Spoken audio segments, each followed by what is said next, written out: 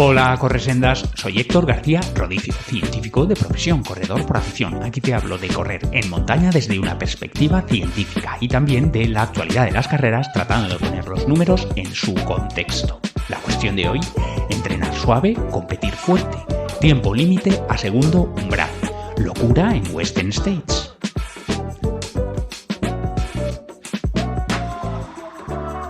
Venga, sin más dilación, vamos al turrón. Pues de nuevo, por tercera vez, si cuento bien, entrenar suave, competir fuerte. He confirmado esa aparente contradicción. ¿Cómo es posible que si no estás tocando alta intensidad en los entrenamientos, de buenas a primeras te apuntes a una carrera corta y lo hagas, pues como ha sido mi caso, al 88% de mi frecuencia cardíaca máxima, ese ha sido el promedio, y con picos de 97% de la frecuencia cardíaca máxima? Esto no es la primera vez que lo tratamos, pero acabo de correr una carrera y vamos a reflexionar una vez más. Va a ser más conciso, esto ya lo hemos desarrollado otras veces, pero como se repite, parece que se consolida esa realidad y, puesto que es un hecho, podemos preguntarnos a qué se debe, cómo se explica. Entonces eso es un primer punto. Después, muy relacionado, tiempo límite a segundo umbral. Supuestamente, que luego lo vamos a desarrollar, que no es tan simplón, pero supuestamente, por redondear, por resumir y luego lo matizamos, a segundo umbral, o sea, frecuencia cardíaca asociada a segundo umbral ventilatorio, pues aguantamos una hora. Ya sé que es una simplificación, luego lo matizamos, pero aguantamos una hora. Y sin embargo, yo he estado más o menos hora y media. No todo momento, no todos y cada uno de los minutos, pero más o menos hora y media. Y esto no es aislado, es lo que observamos, por ejemplo, en corredoras élite en carreras de Skyrunner, que son 2 horas y media, 3 horas, por redondear. Y ahí pasan también un porcentaje muy amplio de la carrera, muy relevante, a frecuencias cardíacas muy altas. Pues zona 4 de pulso en promedio, con algunos valles a zona 3, quizá un par de apretones a zona 5, pero el grueso de la carrera en zona 4. O sea, frecuencia cardíaca asociada a segundo umbral ventilatorio. O de lactato, me da igual. Entonces vamos también a pensar sobre eso. ¿Cómo se explica? De nuevo, creo que sí que es un hecho y habrá que preguntarse cómo se explica, y tengo por lo menos 2 hipótesis. Y claro, no podemos, es verdad que también se ha corrido Lavaredo, que se ha corrido Mont Blanc, que han pasado cosas interesantes, pero eso no podemos salir de aquí, de este episodio que espero que sea breve, no más de 20-30 minutos, no podemos salir de aquí sin comentar la locura de Western States, que a mí me ha dejado el culo torcido. O sea, precisamente para ir a esta carrera, y antes, ya sabéis, el paseo de rigor con mi perro, él no sabe las tonterías de humano que hago yo, entonces él tiene que hacer su paseo mañanero de 2 horas como siempre y antes de que salga el sol, que ahora en verano hace calor y el pobre lo pasa mal. Entonces ya cuando me he levantado a las 4 de la mañana, pues ya estaba viendo resultados, sorpresas, DNFs. Bueno, luego lo comentamos, esta locura, pero bueno, que sepáis ya sabéis que no me gusta crear hype porque sí, de forma gratuita, que tanto Vincent Pouliot como Jen Lichter, ganadora, pues han batido sendos récords. Entonces, fisiología / entrenamiento por un lado, y venga un poco de la actualidad, porque ya digo que no podemos obviar esto que es histórico. Pues he corrido carrera de 15 kilómetros, un poquito menos, con 700 metros positivos negativos, un poquitín menos, pero por poner números redondos, que es la Racines Mammoth Trail en el oriente de Cantabria, pues la zona de Ramales de la Victoria, de Laredo. Bueno, estos son referencias muy gruesas, pero por si os suena.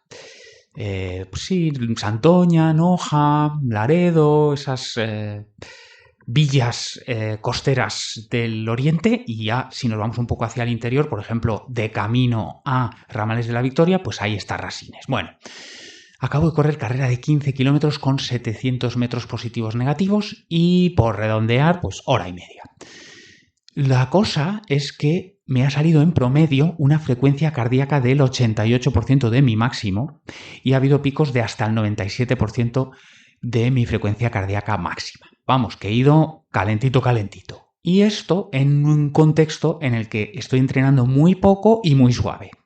O sea, literalmente mis entrenos diarios son de 25 minutos y he localizado junto al trabajo una colina, no es exactamente eso, pero bueno, una colina herbosa, o sea, una cuesta de hierba que salva 22 metros positivos. Entonces la subo y bajo 10 veces, bueno, 11, y me salen, bueno, no llega a 250 metros positivos, bueno, 11 o 12 veces. Ese es mi entreno de cabecera y son 25 minutos. Más o menos hora y media, vaya. Minuto y medio subir, medio minuto bajar, más o menos, y de esa manera, claro, 12 veces, pues 25 minutos. O sea, esa mierda de entreno es mi entreno de cabecera desde hace semanas.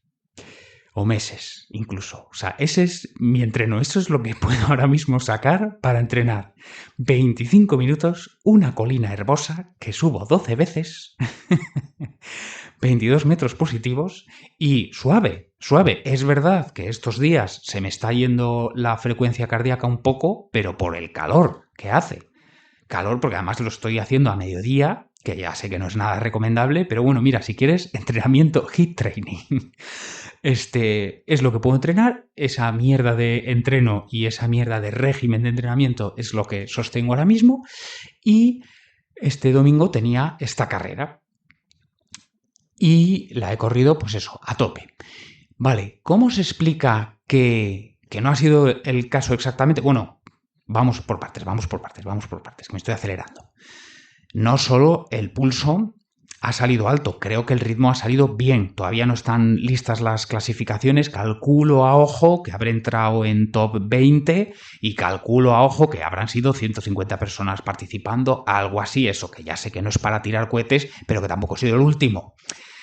Que esto no es por hacer autobombo o sacar pecho, sino para que se entienda. Quiero decir, no solo es que el corazón haya acelerado, sino haya ido acelerado, sino que el ritmo ha sido decente. Decente. O sea, no es solo una cuestión fisiológica, subjetiva, sino objetiva, que he corrido bien dentro de que es una carrera súper local, que tiene 2 distancias y la gente apuesta por la distancia larga. O sea, bueno, creo que se entiende. Entonces, ¿cómo se puede competir fuerte si estás entrenando suave? Primera razón, porque la glucólisis se monta sobre la lipólisis. O sea, tú tienes una quema de grasas optimizada que te da un buen ritmo crucero y sobre eso le añades el turbo, que es la glucólisis. Entonces, primera razón por la que entrenar suave sirve para competir fuerte es porque lo fuerte que lo sacas de la glucólisis por debajo tiene un buen ritmo de crucero basado en la quema de grasas. Y la quema de grasas se estimula con el trabajo a baja intensidad. Vale.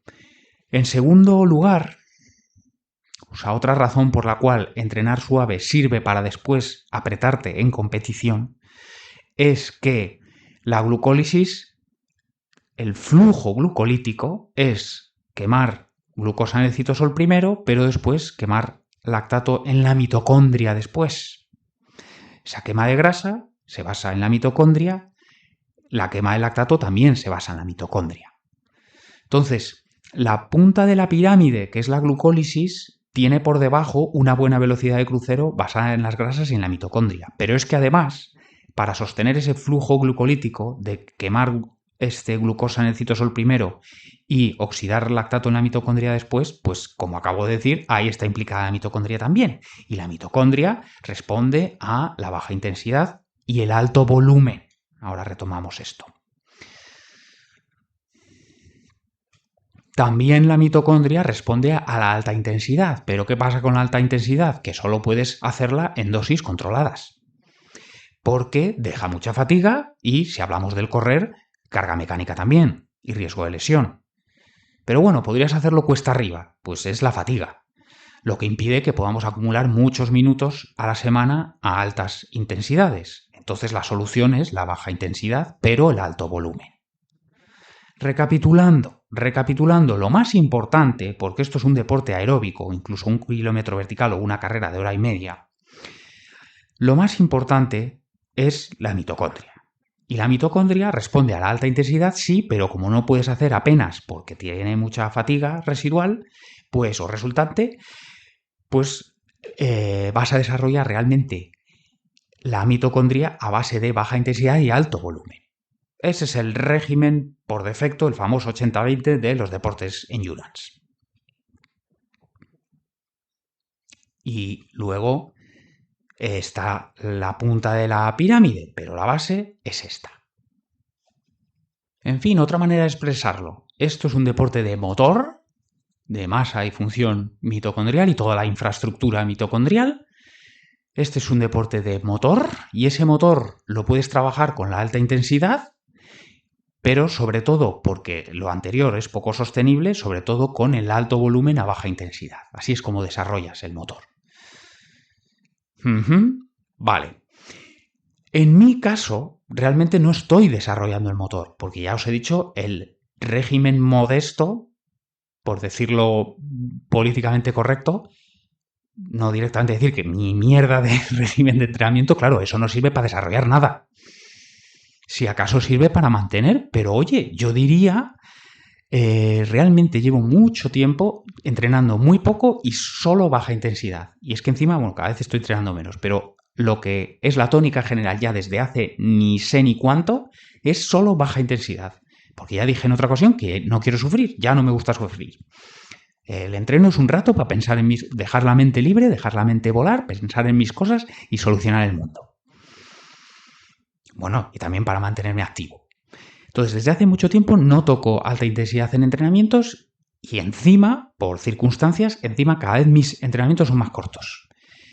Entonces, con ese régimen no creo que se pueda desarrollar absolutamente nada, pero estamos viendo que quizás sí mantener. Y este año hice 31 de diciembre la subida a la garita, una prueba de por redondear 40 minutos vertical. Bueno, un poco antes de eso había hecho una prueba también de 30 minutos por redondear, también vertical, que es la subida pedestre a Peñacabarga. Después de eso he hecho la trail Peñacabarga corta, que también son 15 kilómetros con 700 por redondear, y también 1 hora y media. Y ahora he hecho esta Rasines Mamut Trail corta, 15 kilómetros 700 positivos por redondear, 1 hora y media.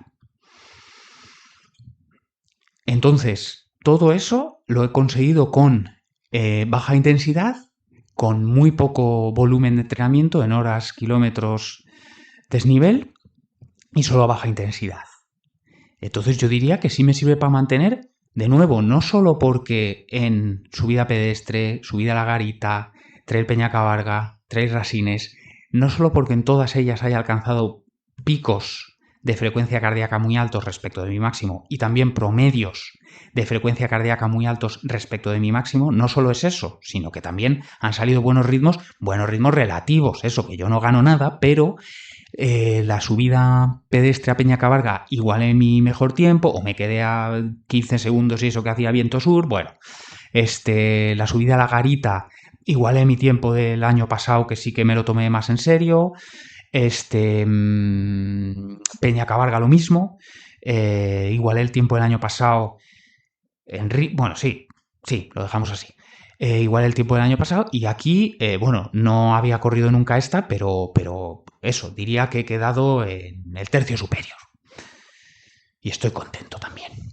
Bueno, pues esta era la primera cuestión. Se puede competir fuerte entrenando suave. Se puede incluso desarrollar el motor solo con baja intensidad, pero claro, si quieres desarrollar necesitarías altos volúmenes, que no es mi caso, que estoy en volúmenes muy bajitos, pero por lo menos, oye, parece que sirve para mantener. Entonces, para llevarse a casa, si no te gusta sufrir en entrenamientos, que sepas que igualmente puedes trabajar tu motor aeróbico. Y luego, si lo quieres desarrollar, podrías tirar por la vía del volumen. Y si solo quieres mantener, oye, si tomamos mis datos como representativos, quiero pensar que no soy un extraterrestre, podría ser que con entrenos muy, muy modestos, con regímenes muy, muy, muy limitados, muy acotados, se pueda mantener. Bueno, quien quiera explorar esta vía, le animo a ello, que lo comparta y oye, si esto se va consolidando, se va repitiendo, se va replicando, pues igual eso, mi fisiología no es de Marte o no es de Plutón y creo que esto nos puede servir a todos. Como mínimo también para no rompernos la cabeza cuando por circunstancias no podemos estar entrenando tanto como antes. Está esta otra cuestión de los tiempos límite. Los tiempos límite. Lógicamente, pues una zona 6 o una zona 7, o sea, por encima de consumo máximo de oxígeno, o sea, esfuerzos ya sí que sí anaeróbicos, una zona 6, sprint. Claro, un sprint, lógicamente, no lo puedes mantener más allá de unos segundos. Y una zona 1 es all day long. O sea, en zona 1 podrías estar todo el día. Pues si queréis es una caminata viva por la montaña. Esos son los tiempos límites. Y del FTP, Functional Threshold Power, pues sabemos que en origen Andy Coogan, que era un contrarrelojista, o sea, él es catedrático, él es profesor de universidad, investiga, mira, entre otras cosas, los nitratos en su mejora del transporte de oxígeno y del rendimiento aeróbico. Pues es profesor, pero de joven era ciclista contrarrelojista, lo que en inglés dicen time trialist. Me salió. Pues como venía de la contrarreloj y quiso diseñar su propio sistema de entrenamiento, se le ocurrió tomar como referencia la potencia media en una hora, o sea, 1 hour power. Eso es el FTP en origen. Luego, junto con Allen, desarrollaron el test que tiene unos protocolos, una serie de fases, hasta llegar a los 20 minutos, de los cuales, aplicando el factor corrector, deduces el FTP. Pero en origen pensó que una duración relevante de un esfuerzo podía ser 1 hora porque él se dedicaba a las contrarrelojes que duraban en el entorno de 1 hora.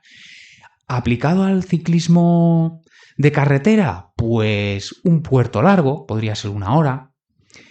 Y luego, si es verdad, claro, puertos de 20 minutos, de 40 minutos, pues también abundan. Bueno, en origen entonces es un parámetro de rendimiento, no es fisiológico. Eso no tiene un correlato o una traducción o una conversión directa a fisiología. O sea, 1 hora para el cuerpo, ¿qué es? Como digo, es de rendimiento, porque viene Andy Coogan de la contrarreloj. Pero es verdad que la media maratón, que en mujeres y hombres élite ronda la hora, la media maratón de asfalto, pues no sé si sigue siendo el de Guidey, en mujeres 1 hora 02 y en hombres pues que es Kiplimo un poco por debajo de 57, pero como veis, minutos, 1 hora, ¿no? Pues la media maratón de asfalto se corre, si estás en forma, como Kiplimo o Guidey, pues en segundo umbral. Entonces, quizá sí que tiene conversión una medida de rendimiento a fisiología. Y segundo umbral, pues ya sabéis que en prueba de esfuerzo sí te miden gases, es decir, consumo de oxígeno, expulsión de CO2, pues en esa relación se producen 2 puntos de inflexión que además nos remiten al metabolismo, lo que está pasando, lo que decíamos antes, con las grasas y la glucosa. Bueno, no es momento de desarrollarlo aquí, pero hay 2 puntos de inflexión. La relación entre consumo de oxígeno, expulsión de CO2, pues cambia, vuelve a cambiar, esos son los umbrales ventilatorios, la ventilación, y muy parecido, aunque no es exactamente lo mismo, también hay de la línea base, hay un aumento significativo en el lactato acumulado en sangre, claro, porque hay más contribución de la glucólisis, y no puedes reciclar en la mitocondria todo el lactato, y entonces una parte se ve en sangre. Entonces, por eso no es el malo de la película, no está asociado a la fatiga directamente, sino que nos habla de que el metabolismo está cambiando su configuración. Bueno, a medida que aumenta la intensidad del esfuerzo. Bueno, Entonces, un primer punto de inflexión en lactato sería que respecto a la línea base hay un aumento significativo porque hay mayor contribución de la glucólisis. Vale. Y luego hay otro nuevo punto de inflexión. O sea, esto lo veríamos en gráficas muy elocuentemente representado, pero sea ventilatorio, sea lactato, son dos puntos de inflexión que a su vez nos remiten a lo que ocurre en las profundidades, bajo la superficie, ¿no? Con el metabolismo. Bueno, entonces, segundo umbral, sea lactato, sea ventilatorio, que es como se corre la media maratón de asfalto, que en élites dura 1 hora, pues efectivamente eso es lo que nos sugería el FTP y parece confirmarse en la fisiología. Entonces el tiempo límite en segundo umbral serían 1 hora. Y la maratón de asfalto, que en mujeres es 2 horas y cuarto por redondear en las élite y 2 horas en hombres por redondear, los élite, estaría entre primer y segundo umbral, pero bastante cerca de segundo umbral. O sea que el tiempo límite a segundo umbral es 1 hora y podría ser algo más. Podría ser algo más en la gente muy entrenada. ¿Qué observamos en carrera de montaña? Por ejemplo, y no quiero hacer publicidad, pero como es una marca que publica informes post carrera, me estoy refiriendo a Coros, y ahí tenemos a Sara Alonso, Andreu Blanes, Julia Font, Alex García, Antonio Martínez, por ejemplo, y ya sé que he dicho todos los españoles, pero claro, supongo que es que sigo la cuenta de Coros de España y es ahí donde veo estos informes. Bueno, seguramente tengan el equivalente en la cuenta internacional, pero ahora me ha venido a la cabeza esto, me da igual. Ya digo que no quiero hacerles publicidad, pero resulta que son tan amables de cedernos esos informes. ¿Y qué es lo que vemos allí? Pues de nuevo estos colorines, ¿no? ¿Cuánto tiempo has pasado en cada una de las zonas de pulso? Y vemos que en carrera de montaña, por ejemplo, en estas de las Skyrunner World Series, que son 2 horas y media, 3 horas, por redondear, 2 horas y media hombres, 3 horas las mujeres, pues como una calamorro o una acantilados, ¿vale? Pues allí vemos que también pasan bastantes minutos en zona 3 y el grueso de la carrera en zona 4, segundo umbral. Incluso momentos de zona 5. E incluso cuando no logran eso, lo toman como un fallo en el rendimiento. ¿Qué ha pasado aquí? ¿Qué ha pasado aquí que no he podido mantener frecuencias cardíacas altas? Que me he desplomado. O sea, lógicamente, hacer un trote cochinero 40 minutos suaves, imagínate, 5:30 al kilómetro, si ahí se te dispara la frecuencia cardíaca, tú no estás en forma. O sea, un ritmo fácil, correr 5:30 en llano, eso tendrías que mantenerlo a baja frecuencia cardíaca y sin apenas drift. Eso significa que estás en forma, pero estar en forma también es lograr alcanzar una alta frecuencia cardíaca y sostenerla ahí, pues horas. Eso es que estás fuerte como un toro. O fuerte como una vaca, que ya sabemos lo fuertes que pueden ser las vacas por el accidente de Sara Alonso, por ejemplo. Entonces, esta gente aguanta horas. Y antes habíamos puesto el tiempo límite en 1 hora de segundo umbral. O un poquitín más. ¿Cómo se explica esto? Pues se me ocurren dos hipótesis. Una, que quizá ese límite no es tal. O sea, quizá tendríamos que conocer los datos de Sawe, por ejemplo, o de Tigist Assefa, la última maratón de Londres. ¿A qué porcentaje de su frecuencia cardíaca máxima han corrido 2 horas, 2 horas y cuarto? Pues es que igual íntegramente han estado al ¿qué te digo yo? Al 91-92% de su frecuencia cardíaca máxima, que es ahí donde está, por cierto, en términos de frecuencia cardíaca, el segundo umbral. Y esto es estudio de Cejuela y Esteve Lanao de este año, 1.400 atletas de todos los niveles. ¿Dónde se sitúa el segundo umbral ventilatorio del que hemos hablado antes en la espectro de frecuencia cardíaca? Pues al 91-92% de tu frecuencia cardíaca máxima. Entonces, quizá Sawe, quizá Assefa han corrido ahí 2 horas. Entonces, una primera hipótesis es que el límite no es 1 hora, está más lejos. Y otra explicación complementaria, o sea, no excluyente, es, claro, lo que ocurre, la particularidad de los deportes, no sé si decir intermitentes, como pueda ser el ciclismo de carretera como pueda ser el ciclismo mountain bike o como pueda ser la carrera de montaña, el trail running, que hay descansitos o descansazos. Y de esa manera, entre comillas, pones el contador a cero.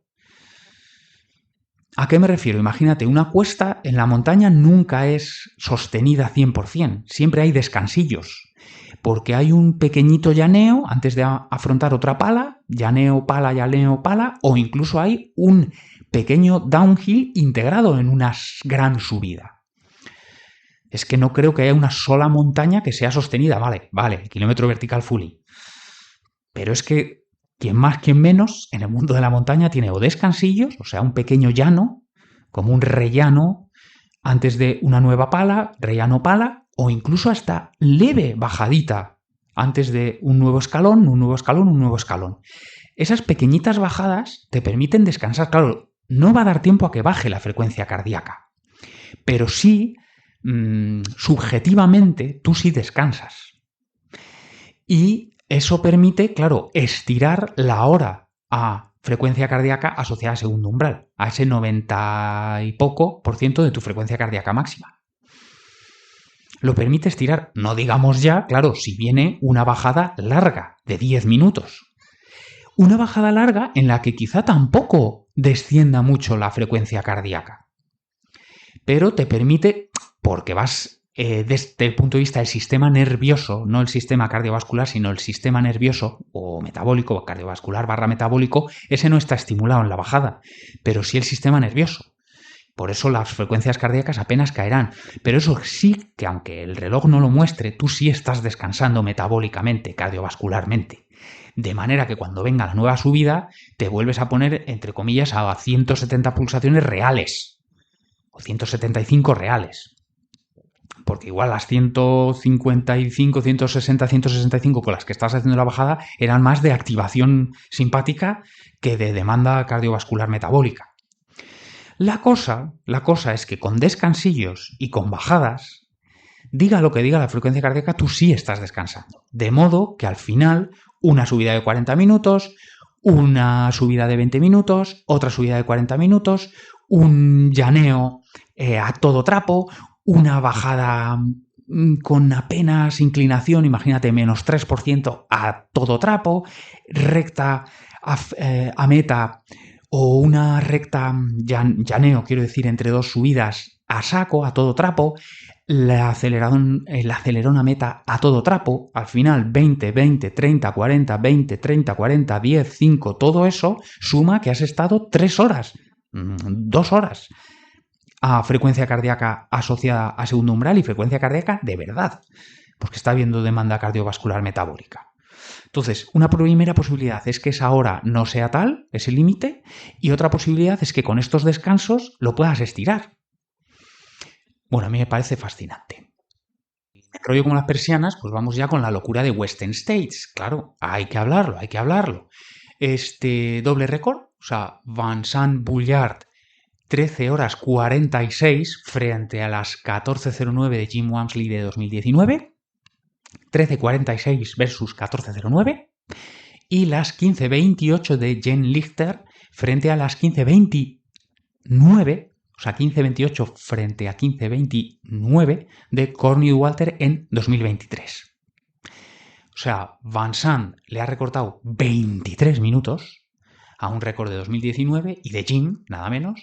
Jen Lichter le ha recortado un minuto a un récord de 2023 de nada menos Courtney Walter. Pero es que además los 4 primeros hombres han entrado por debajo de las 14 horas 09, que son Vincent Boullard, Francesco Puppi, Ryan Montgomery y Thomas Cardin. Puppi y Montgomery por debajo de las 14 horas. Thomas Cardin 14 horas 07. O sea, por debajo del récord, aunque por encima de las 14 horas. O sea, locura. Y en mujeres, Jen Lichter, 15 horas 28, pero Riley Brady, Marianne Hogan y Caitlin Fielder por debajo de las 16 horas. O sea, bajar de 16 horas lo ha hecho Courtney Walter y Katie Scheidt. Hasta hoy. Courtney Walter tenía esas 15-29. Seguramente, ahora ya no me acuerdo si las había bajado las 16 horas en alguna otra de sus actuaciones allí, seguramente sí, lo digo de memoria, pero luego, por debajo de 16 horas estaban las 15:46 de Katie Scheidt. Nadie más en mujeres había bajado de 16. Y ahora tenemos a Jen Lichter, Riley Brady, Mary-Ann Hogan y Caitlin Fielder por debajo de las 16 horas. Que decíamos en su momento que las 16:20 de Fusao Xiang era un tiempazo. Pues esto es lo que ha pasado. Pero si no os habéis caído de culo en pleno entreno, si es lo que estabais haciendo, pues es que Abby Hall, Jim Walmsley, Martina Mlinarczyk, Ingvild Kaspersen, Kilian Jornet, Hans Troyer, no sé si he dicho Jim Walmsley, todos estos DNF. Kilian Milla 30 y no sé qué. Entre comillas, pronto. Aguántate tú 30 y pico millas, que son más de 50 kilómetros. Yo creo que Jim en torno a la milla 80, creo. Hans Troyer, algo así. Abby Hall, no sé si por la 60. Ingvild Kaspersen en la 90 y no sé qué. Bueno, sangría también, sangría. Y bueno, habrá que ver cada caso, que creo que no hay una causa universal, sino que es específica de cada caso. Hombre, en el caso de Kylian, pues ya lo sabemos, llegaba con la rodilla fastidiada, pero el de Jim, si dijo que llevaba 7 semanas encadenadas de entrenamiento consistente y bueno, que le estaban saliendo números de escándalo, que estaba convencido al 100% de que iba a bajar sus 14 horas 09. No sé qué habrá pasado ahí, Bueno, y luego, claro, o sea, tenemos estos tiempazos, tenemos el DNF de estos grandes nombres que en algunos casos, ya digo yo, de Jim no me lo veía venir y de Abby Hall no me lo veía venir, que de nuevo ella venía súper fuerte, que todo el mundo lo estaba comentando en medios estadounidenses, de cómo está entrenando de fuerte, de... Pero es que encima, además, ¿quién habría previsto que en el top 4 en hombres, 3 europeos? 3 europeos. Francés, italiano, francés. En el caso de las chicas, pues Jen Lichter, Riley Brady, Mary-Ann Hogan... No, vale. Serían Mary-Ann Hogan, estas tres serían norteamericanas, pero Mary-Ann es canadiense, si no me equivoco. Y Caitlin...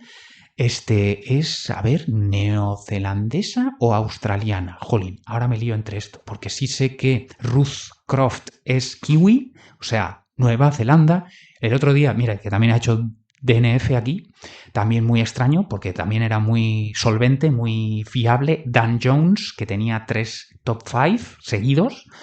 Pues Dan Jones, que además en la de Taragüera yo creo que fue, que corrió fortísimo hace poco, o sea que también estaba súper en forma, que también se estaba comentando, pues también DNF, también sorprendente, y claro, el otro día dije que era australiano, no, es kiwi también, como Ruth Croft, que a veces me lío esto de kiwi, les llamo, bueno, da igual. Pues Caitlin de Oceanía, Mary-Ann norteamericana y Jen Lichter, Riley Brady estadounidenses, pero claro, estos 3 europeos en el top 4 de hombres, esto también es histórico. Y Jen Lichter, si os llama la atención sus rasgos, que parecen andinos, es que lo son. La historia la contó en Free Trail, si no me equivoco, o sea, es colombiana de origen, y yo creo que en Bogotá se crió. Pero familia desestructurada, unos turistas norteamericanos, estadounidenses están haciendo turismo por Colombia, no sé si es en la misma calle, se encuentra a Jen con sus hermanos y hacen todos los trámites para adoptarles a todos. Bueno, entonces, ¿por qué digo esto? O sea, que no es cotilleo, sino que, claro, tendría seguramente, claro, esto adaptación a la altura, que puede ser en forma de adaptaciones sanguíneas o en forma de adaptaciones respiratorias, que parece ser que la gente de los Andes las tiene sanguíneas, la gente de la meseta del Tíbet, Nepal, por ejemplo, las tiene respiratorias. O sea que esa gente del Tíbet tendría masa de hemoglobina, volumen plasmático, hematocrito, valores normales, pero lo que tienen es una mejor difusión del oxígeno que captan los pulmones que pasa a la sangre. Creo que ese proceso se llama difusión, creo que es ahí donde tienen sus ventajas. Y en el caso de la gente del altiplano andino, si no me equivoco, son sanguíneas. Y si no me equivoco también, por corredores del equipo ciclista Movistar, si no lo siguen trabajando, no lo mantienen. Claro, ella vive en Montana. Montana, ¿dónde está Montana? ¿Es altitud? ¿No es altitud? Bueno, en fin.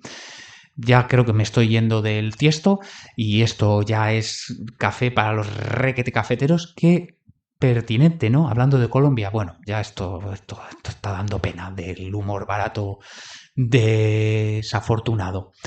Entonces, ¿por qué se puede competir fuerte pese a que entrenas suave? Porque la mitocondria es la responsable del motor aeróbico y responde a la alta intensidad, pero como solo podemos meterla en dosis controladas, pues la vía va a ser la de la baja intensidad y el alto volumen.